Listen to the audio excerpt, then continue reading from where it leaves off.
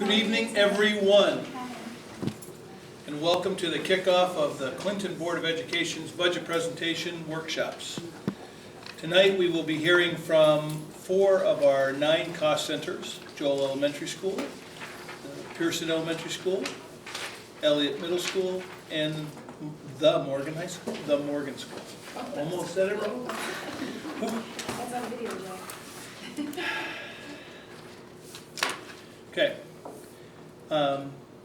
I would like to take a moment to introduce our administrators. We have Mrs. Claudia Norman and Mrs. Shanta Smith from Joel Elementary School, Mrs. Angela Garasio from Pearson Elementary School, Linda Tucker and Mike Gordier from Elliott Middle School, Carrie Hagnes and Tyler Webb from the Morgan School, Jan Bryson and Kelly Enoch from our Special Services Department, and Mike Cozy is not here tonight, but he will be presenting the maintenance portion of the budget, and then Marianne O'Donnell, our Assistant Superintendent, and I will be presenting the district-wide and central office cost centers.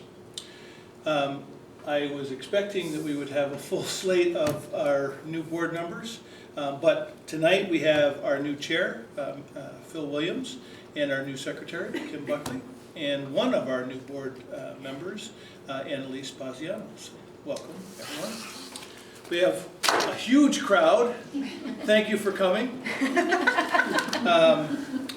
The purpose for the cost center presentations is really to provide the Board of Education with a fundamental understanding of the connection between our instructional initiatives and the budget.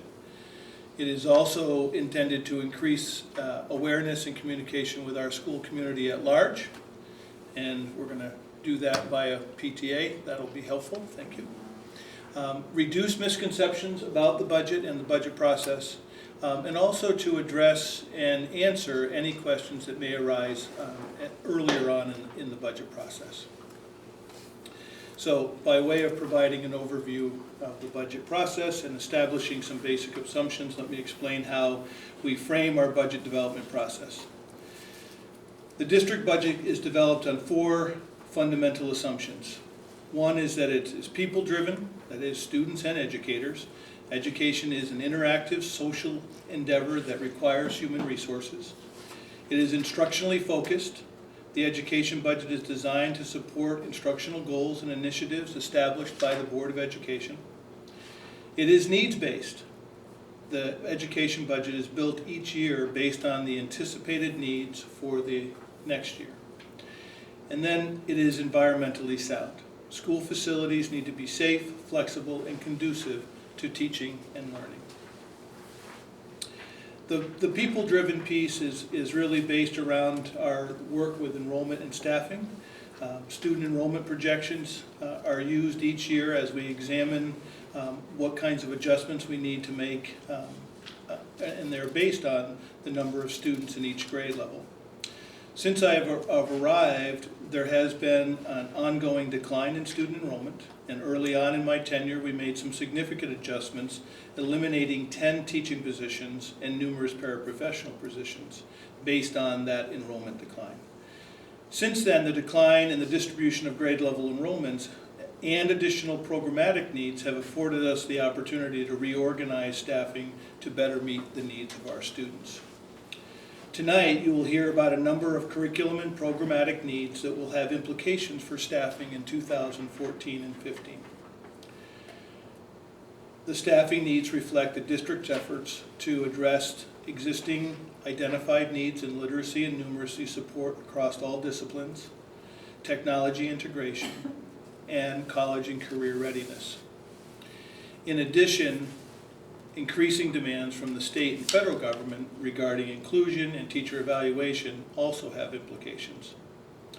You will also hear about the instructional focus for each building and how the driving forces and unifying principles are critical to our work on the budget. They serve as our fidelity green line. So you will hear each of the presentations talk about our driving forces, literacy in all disciplines, application of knowledge, and continuous professional learning. You will also see what we mean when we say it is needs-based. Each presenter will discuss curriculum implementation work and the efforts to align our curriculum with the Common Core. This will be reflected in discussions about the curriculum renewal process, alignment to the Common Core, and then resources necessary for curriculum implementation. And finally, you'll hear about the facilities, technology, and other equipment resources that are necessary to maintain efficient and safe functioning school facilities, support technology integration, and create flexible and age-appropriate learning spaces. So with that, I would like to turn the mic over to Mrs. Claudia Norman and Shanta Smith, and they will present the Joel Elementary budget.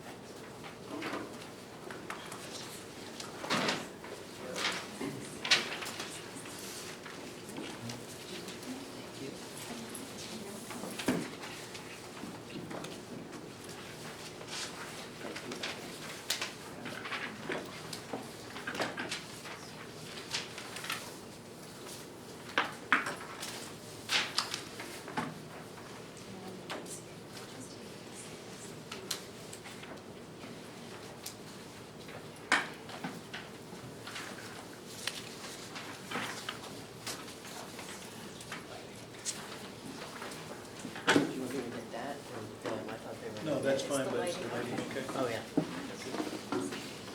All right, good evening, everyone, and thank you for allowing us to share some information regarding Joel School, specifically related to our budget. This is Shanta Smith, and I'm Claudia Norman, principal here at Joel School.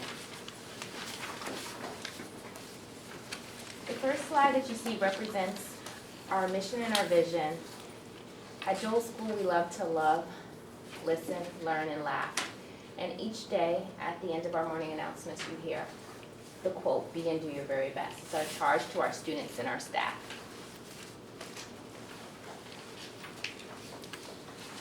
Joel's focus areas. When developing the budget this year, we kept in mind the following focus areas for our staff and students.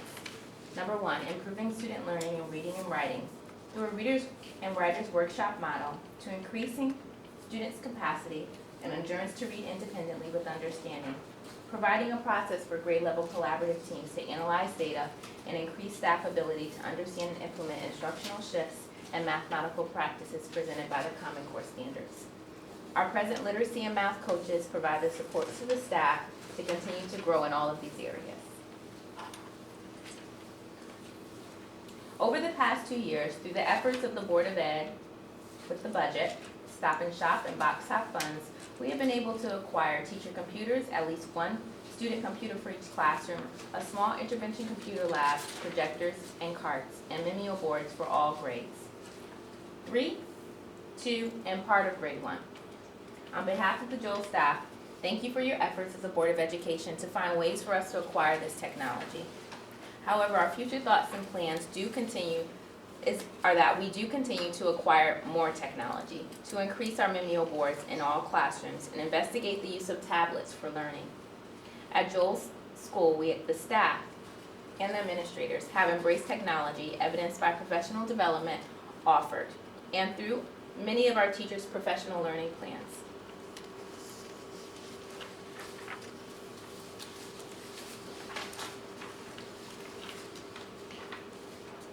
Our third focus area, we are in our 4th year of implementing SRBI, which is the Scientifically Research-Based Intervention, or RTI, in the core academic areas and behavior.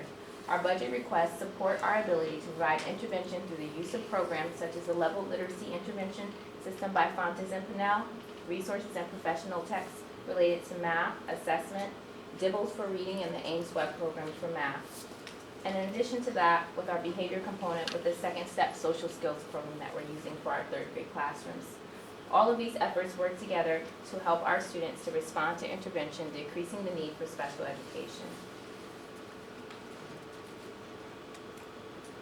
Our fourth focus area, advancement of teachers' instructional skills through coaching and professional development.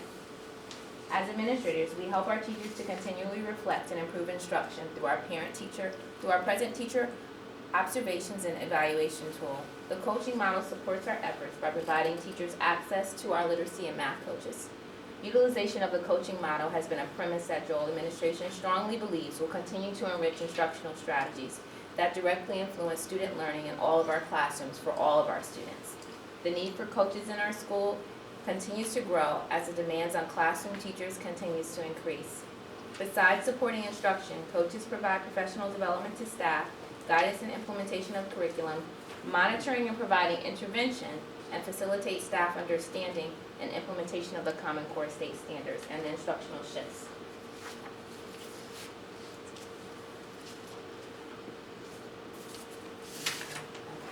Number 5, enhancing our positive school climate. Last year was our first year in implementing our safe school climate, and we focused on a number of initiatives just to really help us to make our vision and mission come alive, be and do your very best. We looked at our current school-wide behavior system with the Caught Doing Good, and we've incorporated the bucket filling philosophy or bucket philosophy into our character development program to really make every student and every staff member aware of what they can do to help to create a more positive school climate at Joel School.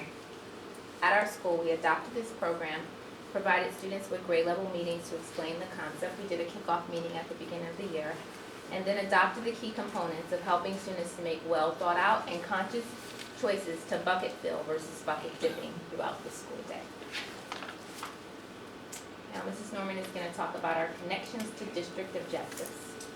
So under developing literacy and core disciplines, like all of our schools in Clinton, Joel is not alone in working on a myriad of areas. Although we are constantly working on all of these areas, each year we lead our staff to focus and master specific areas in order to build upon the Clinton Foundation skills and competencies that will directly impact student learning. We would like to take a few minutes to show you how our focus areas are also linked to the district objectives which drive our budget requests. So developing literacy and core disciplines. Presently, we are implementing our core language arts program, Journeys, through a Readers and Writers Workshop model. We are increasing our use of technology in classrooms when implementing our curriculum to enhance student engagement and conceptual understanding, such as Mimios in grade 1 and kindergarten. That's where we really would like to go. The IPEVO document camera for art, projectors and carts for art and music, the Mimio camera for science, and future exploration of the use of tablets at the elementary level, as was stated earlier. In the second area, embedding the application of knowledge and skills, over the past year and a half, we have provided professional development on the Common Core. There is much more work to be done in this area. What we have accomplished: we've created grade-level pacing guides for both language arts and mathematics aligned with the Common Core. We've introduced depth of knowledge and levels of questioning within the Writers' Workshop model and connections to the Common Core state standards.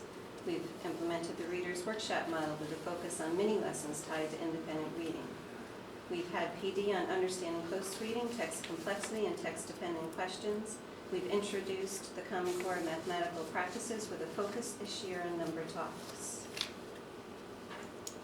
In the third area, develop and implementing high-performing collaborative teams, we have been coordinating teacher evaluation by conducting walk-through informal and formal observations, reviewing and supporting professional learning plans, and mentoring new staff through team.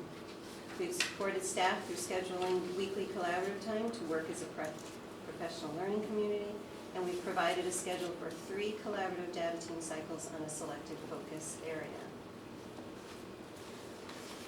Our fourth area, provide a safe environment. This is our final connection to the district objectives. Review school climate results. We're going to garner those suggestions and feedback through faculty meetings, school climate meetings, and administrators' coffee hours. We'd like to reflect upon those suggestions and then make an implementation based on those suggestions. And we're presently doing the bucket filling to all stakeholders in implementing that program.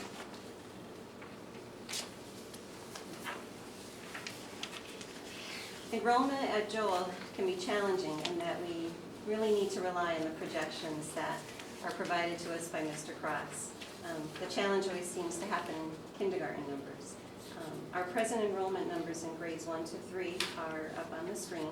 Our bubble of 180 students is down to 174, and that group will currently be heading on their way to Pearson School next year.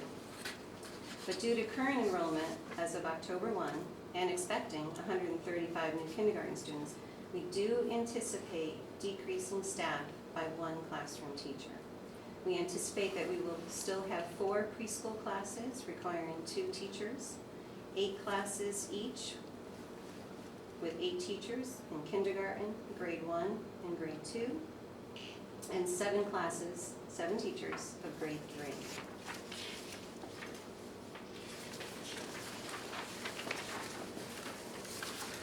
This slide represents the comparison of our 6 major areas at Joel School. At Joel School, besides salaries, instructional materials, and operating expenses remain our highest requests. Last year, we implemented a new reading program, Journeys, which allowed us to decrease our textbook line item. This year, you'll notice a $15,000 increase in our textbook requests. There's a slight decrease in our library requests due to a decrease in the cost for our library software program, Destiny.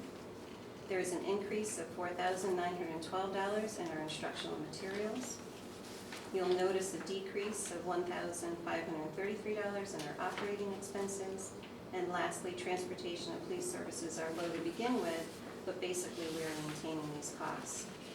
The next few slides will provide greater details related to the decreases and increases in these accounts.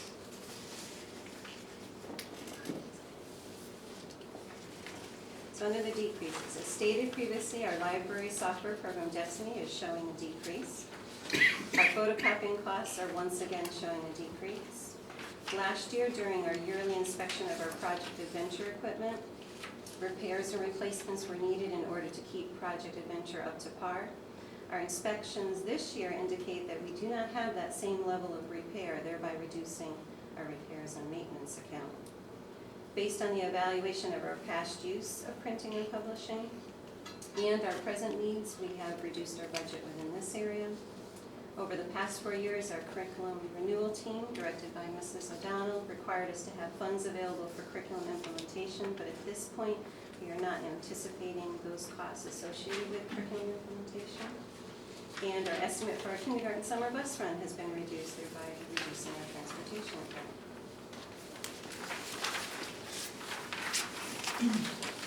Our summary of our accounts for increases. This last slide basically talks about those. As noted last year in our presentation, for those of you who were here, the textbook was the one area that was anticipated to increase based on the needs for guided reading text and contingent upon allocations we received through Title I funds. The increase this year will allow us to purchase leveled reading books for independent reading for all grade levels, sets of kindergarten Little Big Books for each kindergarten teacher, and reading text associated on our use of the leveled literacy intervention system. Within instructional supplies, there are generally 2 areas related to the increase in this account. We presently use Handwriting Without Tears as our K-3 handwriting program. In the coming school year, they have updated and revised this program, and hence we are experiencing an increase in that line item to continue using that. Also new to our instructional supply account is a request to support our bucket filling program and our guidance curriculum through the purchase of Second Step Social Skills program. Presently, we have it for kindergarten, 1st, and 2nd grade, and we're building it into for our 3rd grade students.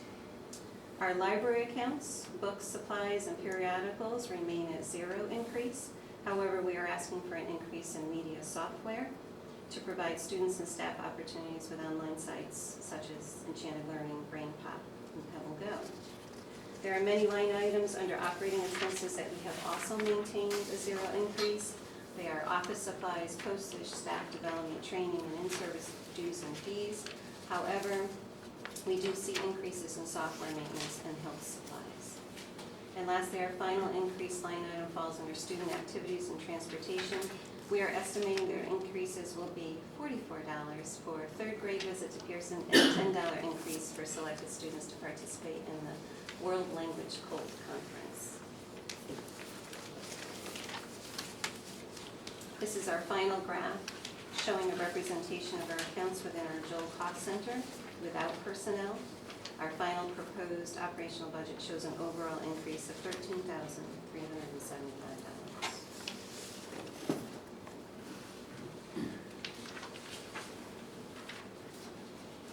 Initiatives and implications. As we build our momentum with our initiatives, there are implications that we must consider. As administrators, we must keep in mind the demands that cause us to think and teach differently as we prepare our students to become 21st century learners.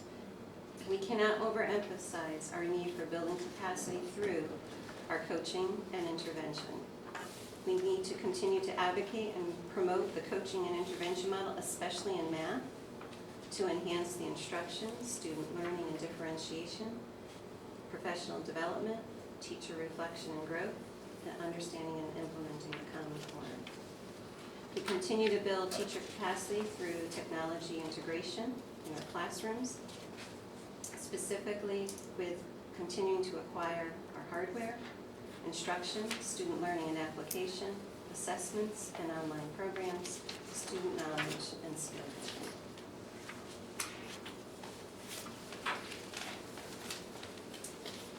So in summary, regarding our budget requests, these requests support maintaining appropriate class size, promoting a positive school climate, supports our initiatives and resources needed to promote literacy, math, and science areas, supporting all of our other academic areas, the art, the music, library, PE, and project adventure, promoting professional development opportunities for staff, continuation of our professional learning communities with a focus on student learning,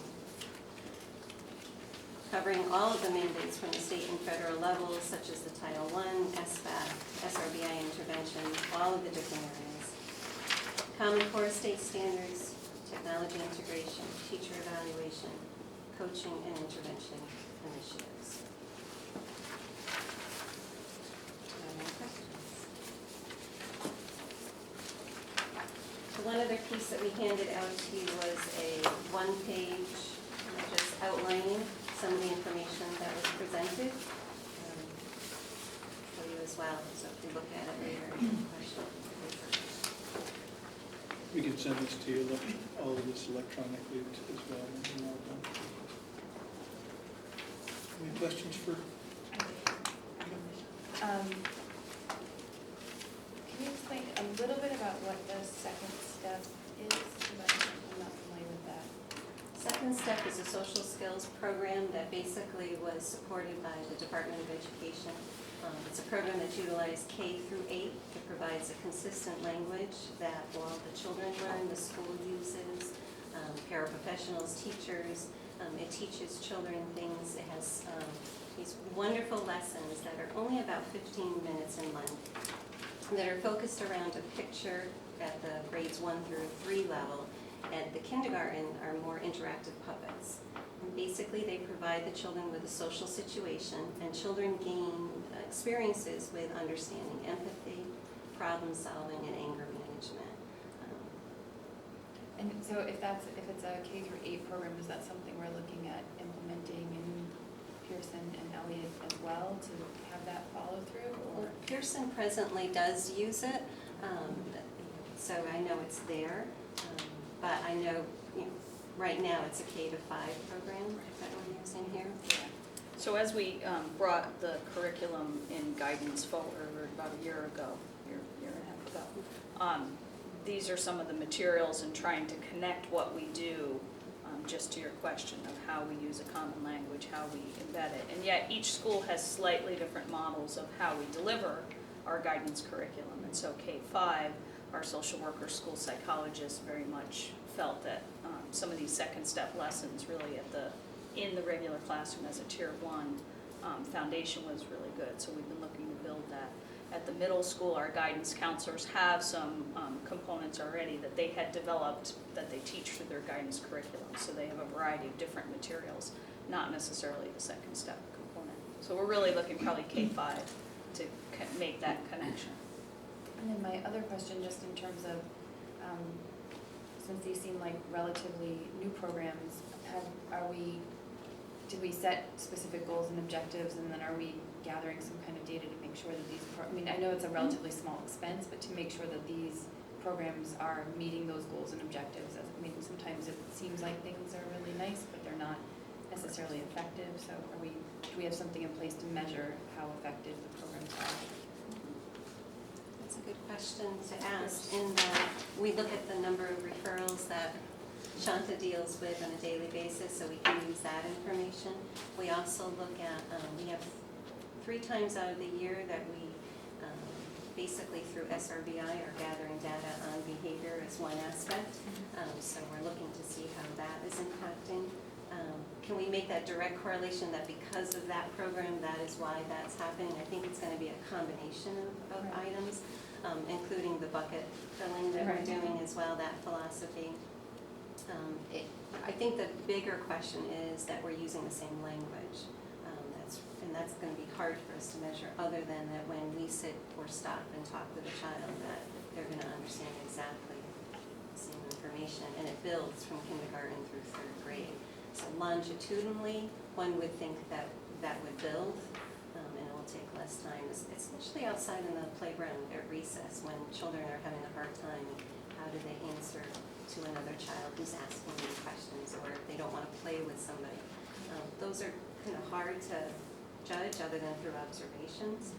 But again, I think those are the only 2 ways we could measure it. To that point, the idea of the Safe School Climate Plan. So we had our guidance curriculum coming to the board a year and a half ago. It'll be 2 years this spring. And with that, we had done some youth and family service surveys and those kinds of things. So we had some data. And then now with Safe School Climate and doing our surveys with our students, we chose to do every grade level last year just for that reason. We wanted to be able to take a look at some longitudinal data. And so coming out of that guidance curriculum renewal team, the state only mandated that you did 1 grade at each of your kind of buildings. And the team was really committed to saying, we want to do that climate survey with everybody, and we want to do it every year so we can look at some data. So I think that's another piece that will help us. And in essence, this was kind of a response, both the formulation of that guidance curriculum as well as looking at second step here at the elementary and how it fits in. We wanted to connect it to the implementation, and once we had really defined what our curriculum was, but it was almost in reaction to seeing these kinds of incidents and the data that we were collecting through the behavioral assessments with SRBI. So we kind of had some data, and now we were looking at ways to address it, so it will be interesting. And I think the Safe School Climate Survey is one way. The referrals that Claudia mentioned is another really good way. So I have just a question around the technology, because it's a lot and you went through it quickly, and I'm just trying to understand better where we are right now, Sure. where you want to go, and again, how are you making sure that you're assessing that whatever the plan is, that it is being embedded by staff members and being used appropriately. And Okay, so right now, we presently have a computer lab in the library. We have a mini computer lab in our intervention room. We have Mimeo projectors and carts in grades 3, 2, and 6 of our 1st grade classrooms. So for this budget, we're looking to, again, with Stop and Shop funds and box top funds, we're looking to build, finish out 1st grade and get that into kindergarten. So as an example, we had mentioned that teachers are using it for professional learning plans. So an example of that was last year, 2nd grade received the Mimeo board and projectors. They went ahead and received training on that. Their professional learning plan was to develop interactive units related to the Journeys Language Arts program, and that in turn they put that on a pool so that everyone can access it. So they are integrating it based on those curriculum areas. The other area that would, to answer your question regarding to ensure it's in the curriculum, as the curriculum renewal teams are going through those different processes, they're going to have to find and identify those areas to build the technology. My main concern is coming in with SBAC. Not sure what's going to be required of the third grade students coming in, but knowing that they are going to have to be able to manipulate a mouse and be able to type, possibly even type a whole response, a written response, that is concerning to me because they're really not ready to learn how to type in second grade, because you really have to plan so much earlier. So we have to start building in activities. We have to have the technology to then build in those activities so that we're preparing students through different ways to get them ready for that assessment. So that's one of our other big areas as well. But we have to get the technology into the teachers' hands before we can require them to do it. And the third area that really requires teachers to be able to utilize that is our new teacher evaluation plan. In several areas, teachers are being required to look at that teacher evaluation plan, reflect upon their usage of technology to drive instruction. And then as evaluators, we then take a look at all of our staff as they do their self-analysis, and then we take a look at what they're doing in the classroom to support what's going on. So am I confident that technology is going to be built in? Yes. Two of the programs that we purchased aligned to our language arts and our math, both our Journeys and Envision programs, as you can see on the cover. That was the Envision program. Have built-in lessons, access. You'll see on teachers' websites, they talk about the Envision and the Journeys areas. We can assign children numbers and send home to parents so they have access to continue to practice on the Envision. And in the Journeys program as well. So. And then you talked a little bit about exploring or investigating the use of tablets. What does that look like? Well, we're hoping. Right now we have, through Mary Ann, we're going to be we used a couple of tablets for intervention. But I'd like to look at, when you think about a tablet, and you look at the size of the tablet, and you look at the keyboard, we're asking, I always refer back to my little guys when they were young, my own two children. They always wanted to play guitar and they wanted to play piano, but their hands weren't big enough to be able to do that. The tablet provides a smaller keyboard, and it might be that we could be able to start teaching them some good skills as far as that's concerned, related to the tablet. It might also be a tool that we can provide intervention on. It could also be something that we can put into the classroom where children are accessing. We have the integration of the Mimeo board where they can integrate that, but the tablets could also allow them an opportunity to integrate. I mean, we could have blogging going on. We have lots of things happening if we have access, because they're smaller units and they're more available. Now that we're wireless within the school, getting online is not going to become a problem. So are you just looking to purchase, like a set of 10 and get a group of students who are going to pilot some of these Well, programs? we don't want to just purchase outright. I want to explore the use of the tablet and how we can integrate it into the curriculum that we presently have, and have a plan in place versus just going out and purchasing them. I want to purchase.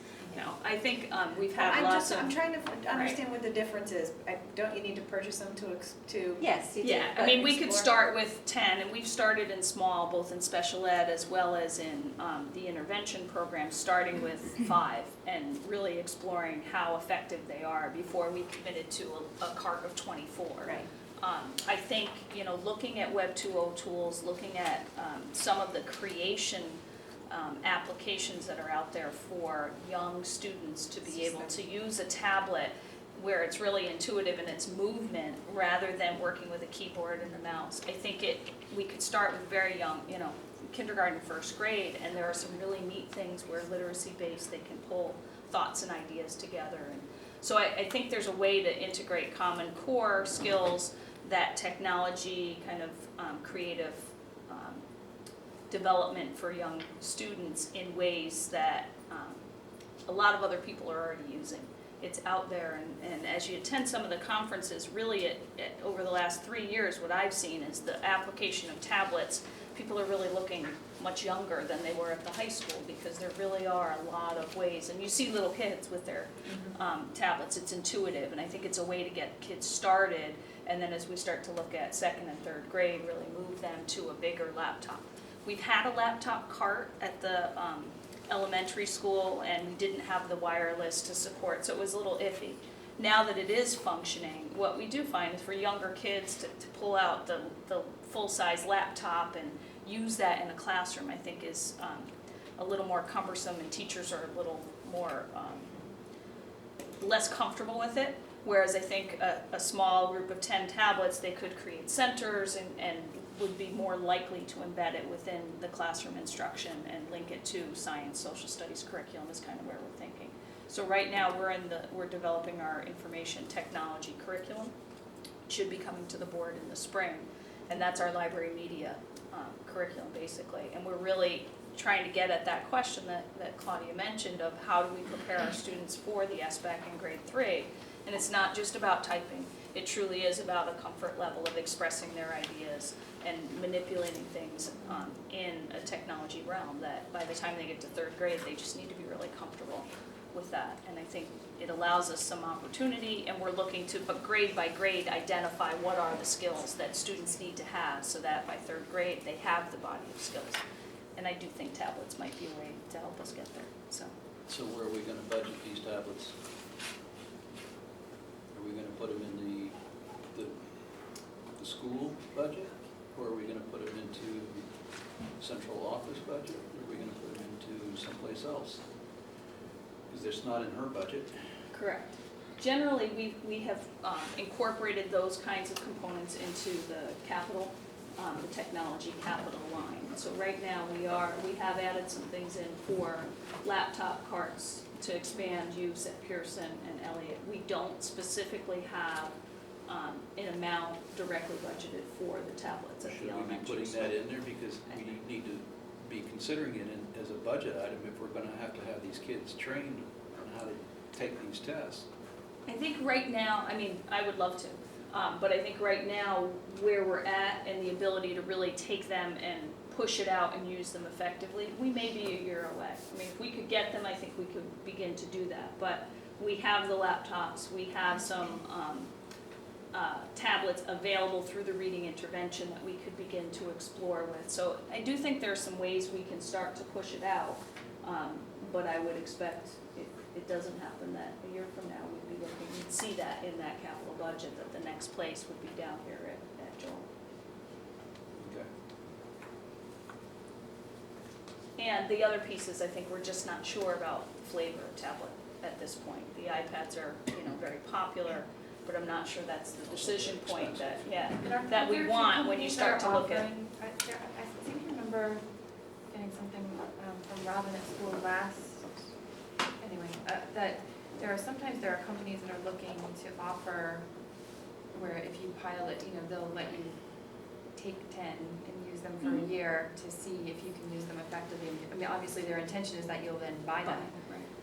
But it might be a good way to pilot and see which ones we like and see what's going to work. And maybe they won't work for us, we don't buy it, whatever the ultimate decision. I know that's out, it's been out there in the past, I'm not sure if it's still out there. Excellent John- topic item for our new technology. Exactly. John Provo did explore, and he had some samples last year of some, I think it was a Galaxy type of a tablet that he had a few people use. And so he definitely coordinated some of that, and I am, as Mr. Williams pointed out, looking forward to having a new tech director who can help us explore some of those decision points, because maybe a smaller laptop makes more sense because of where we need to get kids.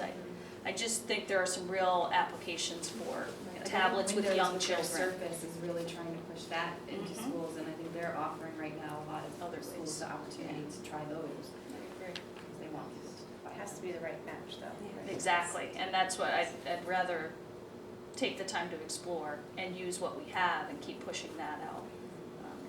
But I can't wait too long, so I think you'll see it coming. Thanks.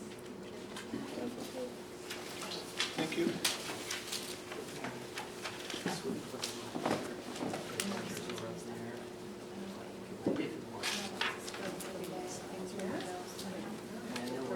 it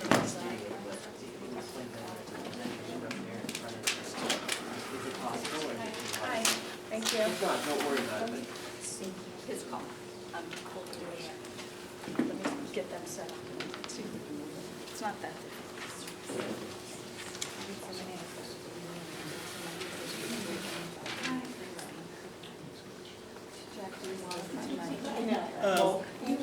Yeah, yeah, I mean, it's just, they're gonna be right in line of the, yeah, around the corner. Yeah, I guess we could do that. Give it a shot. Well, that way. We're gonna do a when little- they're being asked a question. We're gonna slide this way. Oh, this way? Yeah, but I am gonna pull this table out for a second, so I can just move the computer up next to it. Sure, I have to move too, sir. Yes.